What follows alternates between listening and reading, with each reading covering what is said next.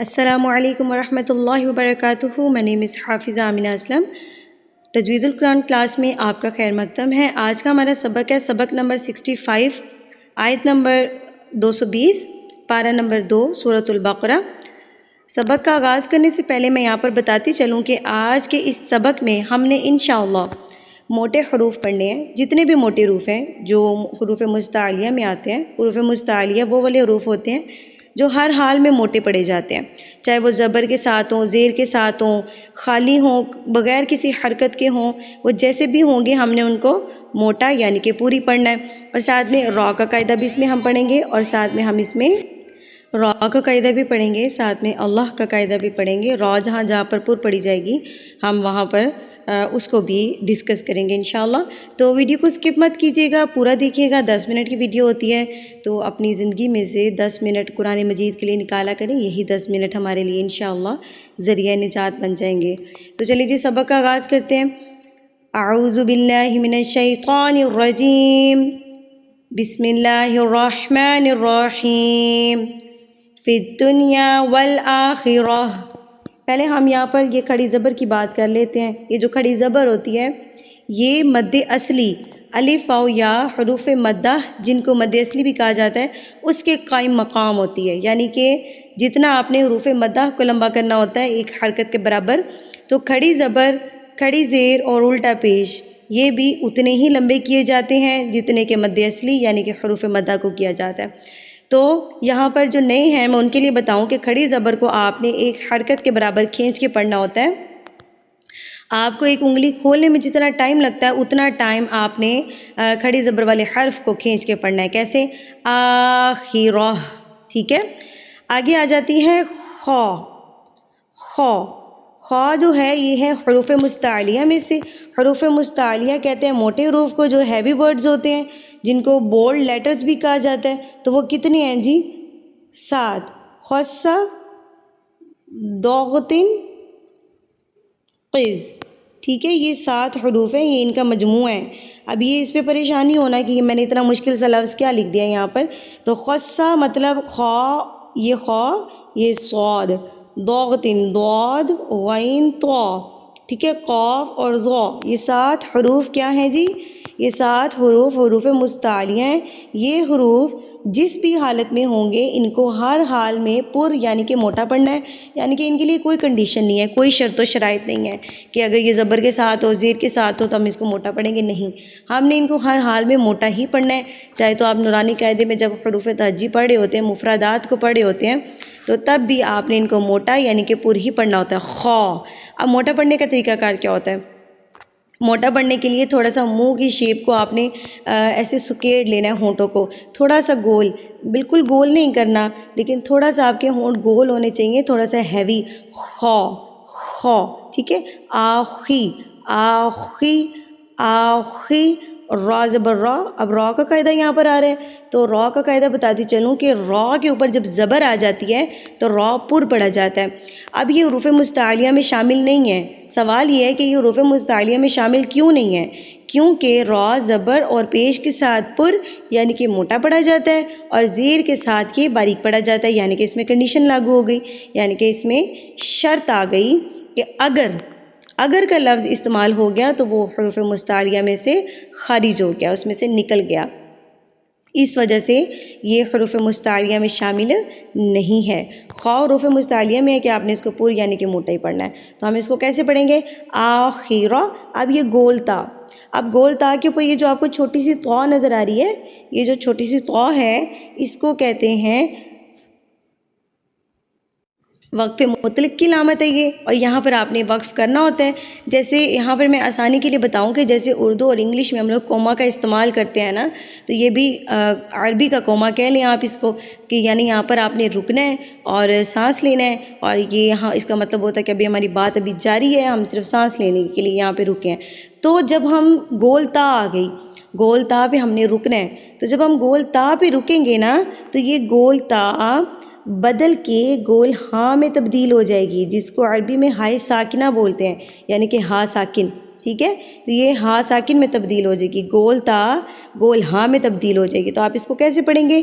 آخی راہ، ٹھیک ہے۔ نہ کہ تا یا تی. تا تو بالکل ختم کر دیں گے نا جب ہم وقف کریں گے. تو آخی راہ راہ.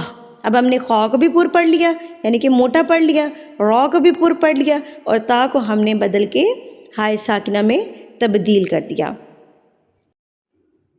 وَيَسْأَلُونَكَ. اب اس میں جو ہے پچھلی ویڈیو میں نے اس لفظ کو بڑا ڈیٹیل میں سمجھایا تھا, تو امید کرتی ہوں کہ آپ کو یہاں پر اچھے سے سمجھ آئی ہوگی. کوئی بھی لفظ ایسا نہیں تھا جو آپ کو سمجھ نہ آئے.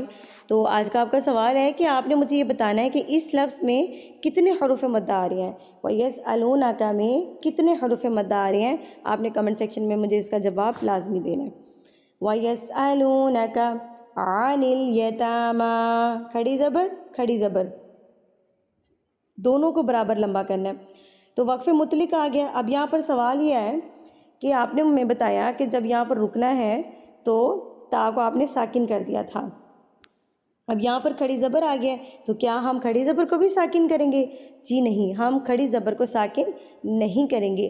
کھڑی زبر, دو زبر اور ایک زبر کو ہم نے ساکن نہیں کرنا. باقی زیر ہو گئی, دو زیر دو پیش, ان کو آپ نے ساکن میں تبدیل کر دینا, یعنی کہ آپ نے اس کو جزم لگا دینی ہے اس کے اوپر, تو آپ نے وہاں پر وقف کرنا ہے. لیکن یہاں پر کھڑی زبر پر یہ جزم نہیں لگے گی, یہاں پر ساکن نہیں آئے گا, تو آپ اس کو یتاما ہی پڑھیں گے. عن الیتاما قل اصلاح لہم. صاد قاف, تو خصہ دوغتن قز, قاف قز میں آ گیا, خصہ میں صاد آ گیا. اٹ مینز یہ کیا ہے؟ حروف مستعلیہ یعنی کہ بولڈ لیٹرز جن کو ہیوی پڑھا جاتا ہے, تو اس کو ہم نے پر کر کے یعنی کہ موٹا کر کے پڑھنا ہے. قل اصلاح لہم خیر. اب یہاں پر یائے لین ہے. یائے لین کیسے پتہ چلتا ہے کہ اگر یا ساکن سے پہلے زبر آ جائے تو وہ یائے مدہ نہیں, وہ یائے لین کہلاتی ہے. اگر یہاں پر زیر ہوتی نا نیچے تو یہ یائے مدہ کہلاتی, لیکن یہاں پر زیر نہیں ہے, زبر ہے, تو یہ یائے لین کہلائے گی. اس کو آپ نے لمبا نہیں کرنا ہوتا, آپ نے اس کو لمبا نہیں کرنا, اس کو آپ نے بغیر کھینچے پڑھنا ہے. خیر, ٹھیک ہے.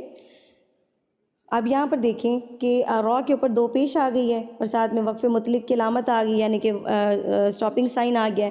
تو یہاں پر آپ نے اس دو پیش کو جو ہے وہ جزم میں تبدیل کر دینا. خیر, ٹھیک ہے, یہاں پر آپ نے جزم میں اس کو تبدیل کر دینا ہے.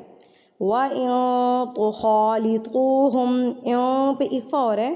اگلی ویڈیو میں انشاءاللہ ہم لوگ اقفا کو میں آپ کو اچھی ٹرکس کے ساتھ سمجھاؤں گی انشاءاللہ. اگلی ویڈیو میں ہم اقفا کو بڑے اچھے طریقے سے سمجھیں گے, اس کی حروف کو یاد کرنے کا طریقہ کار میں آپ کو بتاؤں گی انشاءاللہ. سبق نمبر 66 میں بتاؤں گی اگلے سبق میں انشاءاللہ. تو یہاں پر میں تھوڑا سا بتا دیتی ہوں کہ نون ساکن کے بعد اگر حروف اقفا میں سے کوئی حرف آ جائے, یعنی کہ یہاں پر تو تا آ گیا ہے نا, تو نون ساکن کے بعد کو ہم ناک میں چھپا لیں گے اور یہاں پر ہم اقفا کریں گے. تو خالطوہم, خا حروف مستعلیہ میں سے آ گیا, قا بھی حروف مستعلیہ میں سے آ گیا, تو ان کو ہم موٹا یعنی کہ پر پڑھیں گے. وَإِن تُخَا زبر اور زبر کے بعد الف, اٹ مینز الف مدہ پیش, اور پیش کے بعد واو ساکن, اٹ مینز واو مدہ. تو مد اصلی یعنی کہ حروف مدہ میں سے الف مدہ اور واو مدہ اس میں آیا ہے, تو دونوں کو ہم نے برابر ہی کھینچ کے پڑھنا ہے. تو خالطوہم فَإِخْوَانُكُمْ خا فَإِخْوَا. ابھی یہاں پر میں واؤ کا طریقہ کار بتاتی ہوں. بہت سارے اسٹوڈنٹس ہمارے یہ کہتے ہیں جی ہمیں واؤ کی ادائیگی نہیں آتی, تو ہمیں صحیح سے واؤ کی ادائیگی سکھائیں. تو میں بھی ان کو وہی چھوٹی سی ٹرک کے ساتھ ہی بتاتی ہوں کہ واؤ جو ہے, جب آپ نے واؤ پڑھنا ہے نا, پہلے آپ نے غور کرنا ہے, جب آپ واؤ پڑھتے ہیں تو کیا آپ کے اوپر والے دانت نیچے والے ہونٹوں پہ رکھے جاتے ہیں؟ واؤ کی ادائیگی کیجئے اور پھر بتائیے کہ کیا آپ کے اوپر والے دانت نیچے والے ہونٹوں پہ رکھے جاتے ہیں. تو اگر رکھے جاتے ہیں تو آپ واؤ کی ادائیگی غلط کرتے ہیں. واؤ کی ادائیگی اس طریقے سے کی جاتی ہے کہ واؤ پڑھتے وقت آپ کے ہونٹ اتنے گول ہونے چاہیے, جیسے چھوٹے بچے سیٹی بجانے کے لیے ہونٹوں کو بالکل گول کر لیتے ہیں نا, اس طریقے سے آپ کے ہونٹ اتنے گول ہونے چاہیے, اتنے گول ہونے چاہیے کہ پینسل کا صرف سکہ گزر سکے, پوری پینسل نہ گزر سکے. فَإِخْوَانُهُمْ اوپر والے دانتوں کو نیچے نہیں رکھنے دینا, ہونٹ اتنے گول ہو جائیں گے کہ اوپر والے دانت نیچے رکھے ہی نہیں جائیں گے. فَإِخْوَانُكُمْ واللہ, اللہ سے پہلے اگر زبر آ جائے تو اللہ پر یعنی کہ موٹا پڑا جاتا ہے. واللہ یعلم المفسد من المصلح, زیر آ گئی ہے، یہاں پہ وقف کی علامت بھی آ گئی ہے، تو ہا کو ہم نے جزم بنا دیا اور یہ لام ہا کے ساتھ ملے گا، مصلح۔ وَلَوْ شَاءَ اللَّهُ، اللہ سے پہلے اگر زبر آ جائے تو اللہ کے اوپر یعنی کہ موٹا پڑا جاتا ہے، اور اس کے اوپر مد متصل بڑی مد، اور اس کی پہچان ہمیں اس حمزہ سے ہوتی ہے، تو اس مد کو آپ نے 4 حرکات کے برابر کھینچ کے پڑھنا ہوتا ہے۔ اگر اس مد کے بعد آپ کو یہ حمزہ نظر آ جائے تو اٹ مینز آپ نے اس کو 4 کے برابر لمبا کرنا ہے۔ اب 4 کے برابر کیسے لمبا کرنا ہے؟ اپنے ہاتھ کی 4 انگلیوں کو بند کیجئے اور اس کو کھولنے میں آپ کو جتنا ٹائم لگے گا اتنا ٹائم آپ نے شاہ کو کھینچ کے پڑھنا ہے۔ وَلَوْ شَاءَ اللَّهُ لَأَعْنَتَكُمْ، أَعْنَتَكُمْ، اس کو لمبا نہیں کرنا کہیں سے بھی، نَتَكُمْ، أَعْنَتَكُمْ، لَأَعْنَتَكُمْ، إِنَّ اللَّهَ، نون مشدد، تو نون مشدد پہ ہم نے غنہ کرنا ہوتا ہے، إِنَّ اللَّهَ عَزِيزٌ حَكِيمٌ، زن پہ اظہار ہو رہا ہے کیونکہ اظہار کے بعد حروف ہلکی آ گئے، تو یہاں پر ہم نے زا کو ظاہر تنوین کو ظاہر کر کے پڑھنا ہے کہ یہ 2 پیش ہے، ذن حکیم، ذن حکیم، ذن نہیں کرنا، ذن غلط ہے، ٹھیک ہے، غنہ نہیں کرنا، ذن حکیم، فوری سے پڑھ دینا اگلا لفظ، عزیز حکیم۔ وَلَا تَنكِحُوا الْمُشْرِكَاتِ، نون ساکن کے بعد کاف یعنی کہ حروف اقفا میں سے آگے، تو یہاں پر نون ساکن کے بعد کو آپ ناک میں چھپا لیں گے، یہاں پہ باریک اقفا ہوگا، تَنكِحُوا الْمُشْرِكَاتِ، را کے نیچے زیر آ گئی ہے نا، تو اب یہاں پر ہم را کو پور نہیں پڑھیں گے، باریک پڑھیں گے، ریکاتی، ٹھیک ہے، حَتَّى يُؤْمِنْ۔ اب یہاں پر دیکھیں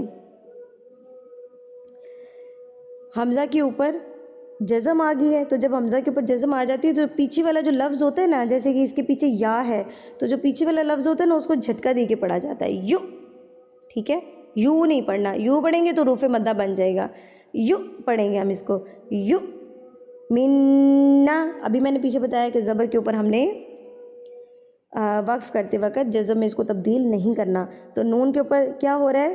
غنہ ہو رہا ہے، تو ہم اس کو پڑھیں گے منا حَتَّى يُؤْمِنَّ۔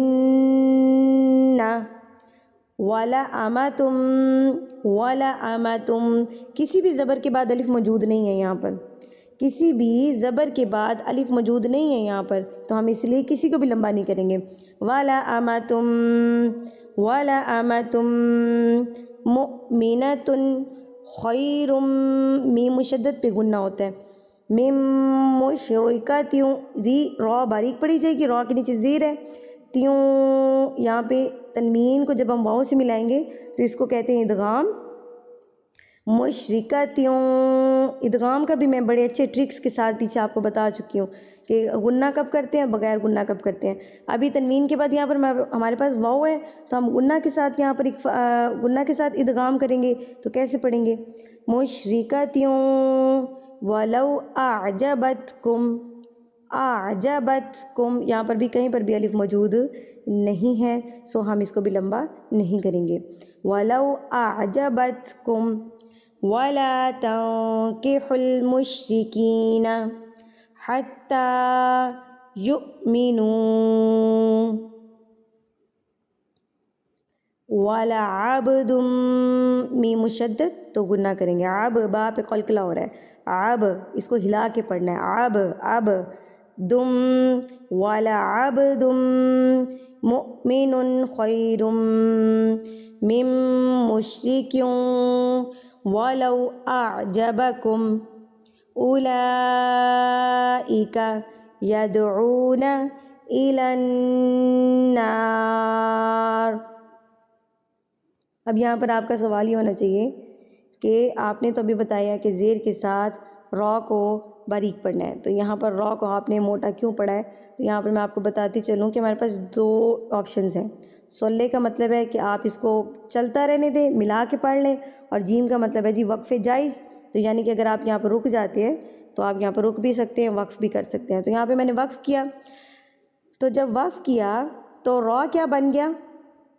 جزم بن گئی نا، را کے اوپر جزم لگ گئی نا، اس کو ہم نے جزم لگا دیا، اس کو ہم نے ساکن کر دیا، تو پھر ہم جب ساکن کر دیں گے تو پیچھے والے حرف کو دیکھیں گے، پیچھے والے حرف کو دیکھیں گے، اس کے اوپر اگر زبر ہے تو را وقف کی صورت میں پر ہوگا، اگر اس کے نیچے زیر ہوگی تو را وقف کی صورت میں باریک ہوگا۔ اب یہاں پر نون کے اوپر زبر تھی تو اس وجہ سے را کو ہم پر یعنی کہ موٹا پڑھیں گے۔ اِلَى النَّارِ واللہ یدعو، چھوٹی مد منفصل، نون سے منفصل، اس کی پہچان اس حمزہ سے ہوتی ہے۔ اس حمزہ کا مطلب ہے کہ جس الف کے اوپر کوئی حرکت لگ جاتی ہے نا زبر زیر پیش، تو وہ الف نہیں رہتا، وہ حمزہ بن جاتا ہے، وہ لکھا الف ہی جاتا ہے لیکن وہ ہوتا ہے ایکچوئل میں حمزہ ہے۔ تو آپ کے پاس جب یہ والا حمزہ آ جائے گا تو یہ چھوٹی مد کہلائے گی، اور اس کو آپ نے 3 حرکات یعنی کہ 3 بند انگلیاں آپ کو کھولنے میں جتنا ٹائم لگے گا اتنا ٹائم آپ نے او کو کھینچ کے پڑھنا ہے۔ یدعو الی الجنۃ والمغفرۃ بإذنہ